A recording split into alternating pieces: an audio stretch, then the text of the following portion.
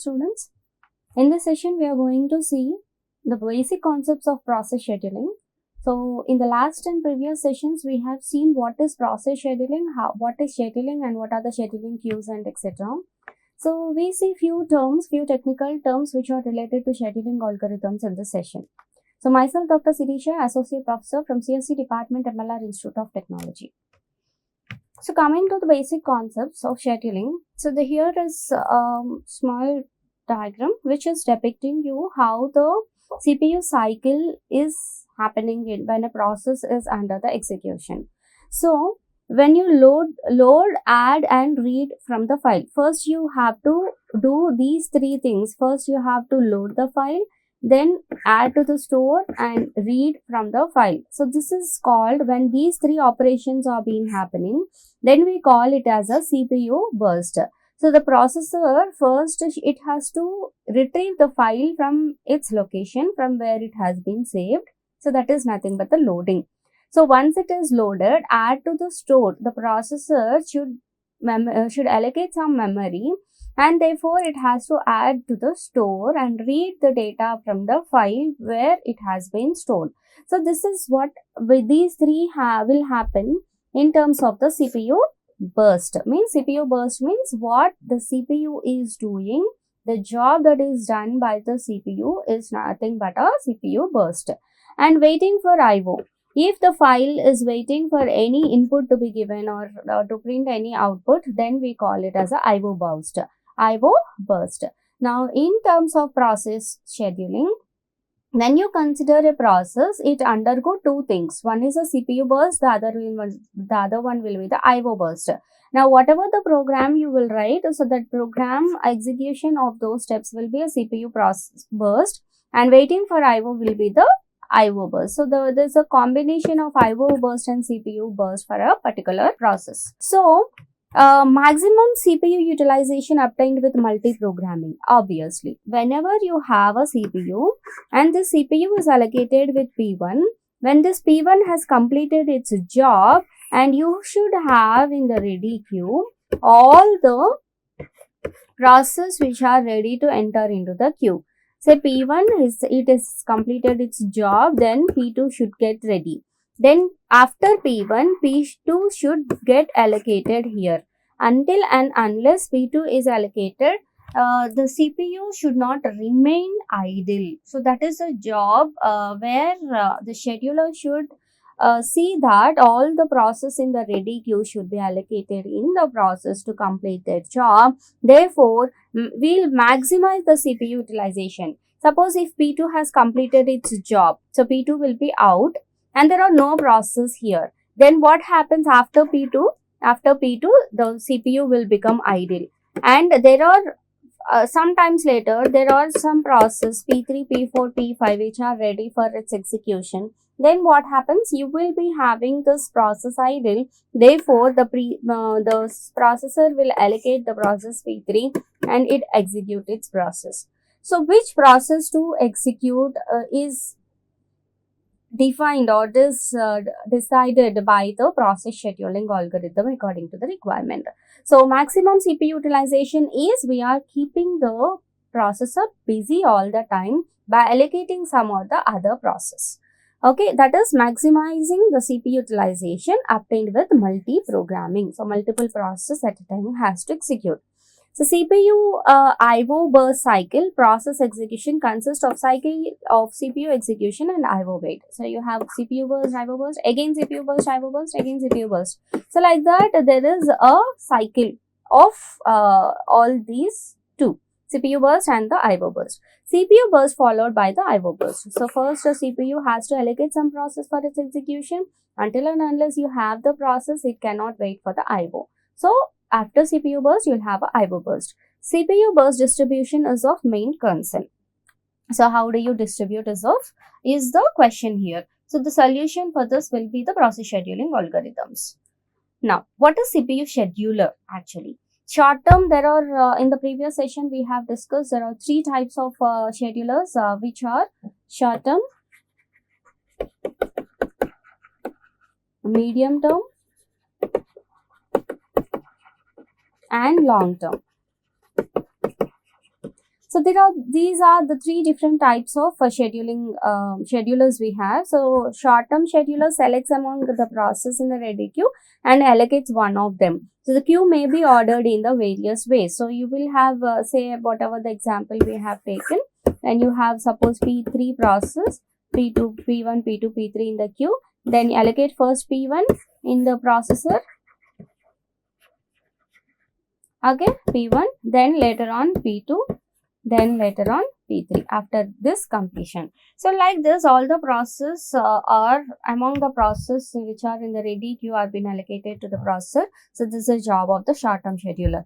CPU scheduling decisions may take place when a process switches from running state to waiting state. So we have different states, like 7-state diagram we have seen in the previous sessions. Just go back and refer to the process states. So we have new, ready, running, waiting, okay, IO, and we have whenever the interrupt occurs, again it go back to the waiting state, like that. So whenever it switches from running to waiting, the CPU scheduling decision has to occur, whether it has to go for its execution or not. Similarly, the other case is switching from running to ready. So whenever you have running state, that means your process is been allocated, P1 is allocated, P1 is running now. When P1 is running, whenever you have some interrupt here, so it switches from, whenever an interrupt or IO occurs, so it switches from running state to the waiting state. So this is one criteria, switches from running state to ready state again. So running state, whenever you have your IO is completed from running state, again from waiting state to again here it will go to the ready state. So whenever it has to go back and take a small waiting period, then it happens, this cycle happens. From ready to again it goes to the running state. Switches from waiting to ready again. So maybe it will not send to waiting, it may send to running state back, again it goes to the ready state, and whatever the process which are in the ready can again allocated here to the running state. So these are the three different cases where CPU scheduling has to happen, of which process has to be scheduled. Okay, then finally it terminates. After running state, it has to terminate here, exit state. So here what happens, it terminates. Okay, so like this is the process state diagram we have seen. And scheduling under 1 to 4 is non-preemptive. Non-preemptive means what? Wherever the process is not getting stopped whenever it is allocated to the CPU. All the other scheduling is preemptive, means it is preemptive. That means consider access to shared data. Suppose preemptive means whenever you have a process and P1 got some interrupt, then P1 has to go to the waiting state and P2 is in the queue. Now whatever P1 is there, P1 which is in the processor is in the waiting state. Now P2 is allocated the processor. So P1 has not completed its job, it has been into the waiting state. So then we are saying that it is preemptive. This is preempted. Preemption is nothing but stopping the process in between its execution. Now consider preemption while kernel mode. So we have user mode and the kernel mode. So consider preemption only when it is in the kernel mode, and interrupts occurring during crucial OS activities. So whenever you wanted to share data or by the kernel mode, so we have some cases where we have to preempt the processes. So we'll see this also in terms of scheduling algorithms once again. Then what is dispatcher? Scheduler schedules the process which are in the ready queue to the running state, and this dispatcher module gives the control of the CPU to the process selected by the short-term scheduler, which involves switching context, that is context switching, switching to the user mode, jumping to the proper location in the user program. So in all these cases, what we need is a dispatcher where it dispatches. So I'm telling process P1 when it is completed, process P2 has to allocate. Now who is sending process P2? The dispatcher is dispatching the process P2 to go under the execution. So whenever it is switching from P1 to P2, we call it as a context switch. Okay, that is switching context. Switching to the user mode. So user has to send the process into the ready queue. Then only the process can allocate and go to the running state. So jumping to proper location in the user program to restart that program is also one case where you need a context switching. And dispatch latency is where the time it takes for dispatcher to stop one process and start the another process. Whenever process P1 is preempted and process P2 is getting allocated into the process, now the time period between this is nothing but your dispatch latency. Okay, time period between the context switches, we can say. Okay, scheduling criteria. There are few criteria we have to consider, where scheduling criteria include CPU utilization. Means CPU, it supports multi-programming, therefore multiple processes can allocate the CPU for its execution. And the throughput is the process to complete their execution per a unit time. That means whether the processor is executing one process or two processes at the same time. So how many processes are executing at per unit time is nothing but the throughput. So the throughput should be minimum or maximum. So if it is maximum, then only your CPU utilization is good. CPU utilization is higher. Then third is a turnaround time. Turnaround time is the time period that is required for a process to complete its job, even without preemption or with preemption. Suppose if you have a process P1 should have 5 milliseconds and for its completion of job, then turnaround time will be 5 milliseconds only. Suppose if there is any preemption, P1 has completed initially 2 milliseconds, then it got preempted, and meanwhile which P2 has been executed for 2 milliseconds, then what is the remaining burst time? Here it has executed 2, so 3 is the remaining burst time. Then after this 2 milliseconds, now again P1 has to allocate and execute this 3 milliseconds. Then what is the turnaround time of this process will be? So add all these three. Then you will get the turnaround time. The time period that has been taken, the amount of time to execute a particular process, the complete time. So in that case, it will be 3 plus 2 plus 2. That is 7. So waiting time. What is the waiting time? Wherever the process has to wait for a particular time without allocating the CPU, that is nothing but the waiting time. The amount of time a process has been waiting in the ready queue is nothing but the waiting time. Then the response time. Amount of time it takes from when the request has submitted until first response is produced, not the output. First response is produced. There's a response time. So if you have P1, say 5 milliseconds I told you, then P1 has executed for 2 milliseconds, no? So what is the response time here? It is responding for 2 milliseconds, okay? And after that, it is going into the waiting state. Then after that, if P2 has been executed for 2 milliseconds and P1 again it is executing for at 2 plus 2, that means 4 milliseconds. After 4 milliseconds, this P1 is again allocating and executing for 3 milliseconds.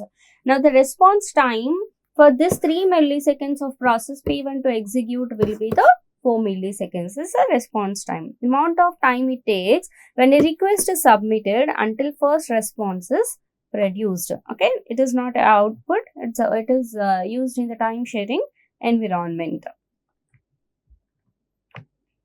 So these are the few technical terms that you have to understand before going to discuss the scheduling algorithms.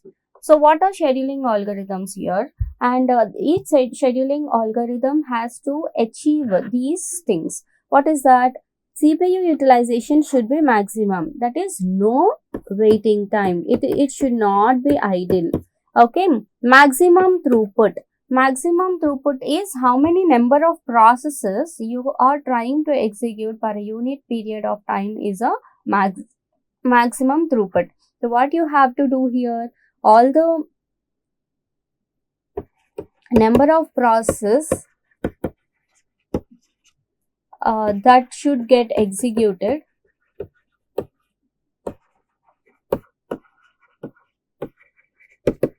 per unit time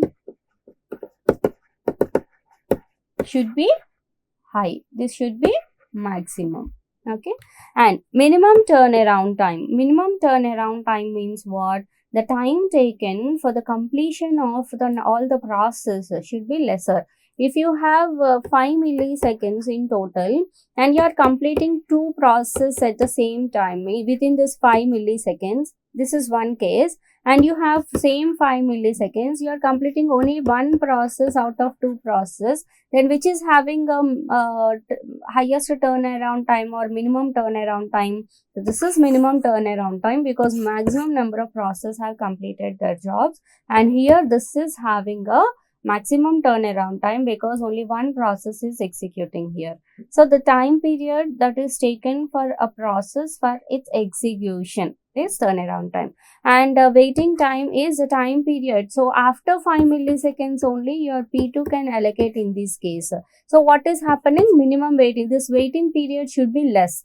If process P1 out of 5 milliseconds, if it is having 50 milliseconds, then P2 has to wait for 50 milliseconds for its execution. So we have to reduce this waiting time. So that will be minimum waiting time. So for which we have few algorithms like SJF, preemption and round robin. Therefore, this minimum waiting time can be achieved. And minimum response time. So whenever there is in the queue, you have P1, P2, P3, so on up to P10. Whenever you have a 10th process to execute and allocate the processor, then this P10 response time will be higher when compared to P2, for example. If this is taking 5 milliseconds, the response time for P2 to allocate will be this 5 milliseconds. At 6th millisecond, this P2 can allocate the CPU. Then what is happening here? The time period that these processes after all completion only this P10 is getting allocated. So we have to reduce those constraints also. Therefore, minimum response time should be achieved when we discuss the process scheduling algorithms. Say if you are executing all this process, say around it is taking 25 milliseconds to complete. Okay, and in some cases 50 milliseconds to complete, or in some cases 100 milliseconds to complete. Then what is happening is this time period, if it is increased, then if it is increased, then the response time is maximum response time. If this time period is decreased, the waiting time is decreased here, then there will be a minimum response time. Now, what is the response time for P10? If it is 25 milliseconds, response time will be 25. After 26 millisecond, now P10 can allocate the CPU. So, this will go.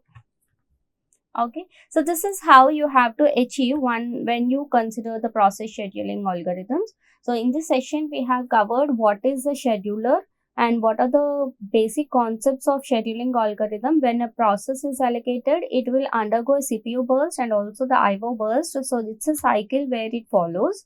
And what is scheduler? The short-term scheduler where the process is allocating the CPU, and the process which are in the ready queue are nothing but the short-term schedulers. And whenever the process switches from one to other, there are 4 constraints such as a process switching context from different states: running state to waiting state, running state to ready state, waiting to ready. So these are different criteria where CPU scheduling has to take the decision. That is where scheduler is used. And in the 2 cases, either it is preemptive or non-preemptive, we use these schedulers. And what is a dispatcher is where there are different contexts from one switching context. Where the process has to switch from one process to other process, that switching context is referred to as a dispatcher. That dispatcher only allocates the next process to the processor. So, and that switching we call it as a context switching. And the time taken for these context switches is nothing but a dispatch latency. And these are the few criteria we have to understand. The CPU utilization. What is CPU utilization? So the CPU always it will be busy with one or other process. It will not be idle at all. Throughput is where you complete the execution of the current process per unit time. So that's a throughput. Turnaround time is the time to execute a complete process, particular process completion time we can say. And waiting time and response time. Waiting time is how the time taken by the process to wait until it is allocated to the CPU. Response time is amount of time it takes from the how much time it is taking for a processor to request that process to allocate. So this is the response time. So these are the few things, and when you consider the process scheduling algorithms, you have to ensure maximize maximum CPU utilization, maximum throughput, and turnaround time, waiting time, and response time should be minimum, and these two should be maximum. So these are the few requirements for process scheduling algorithms. Hope you all understood. Thank you all.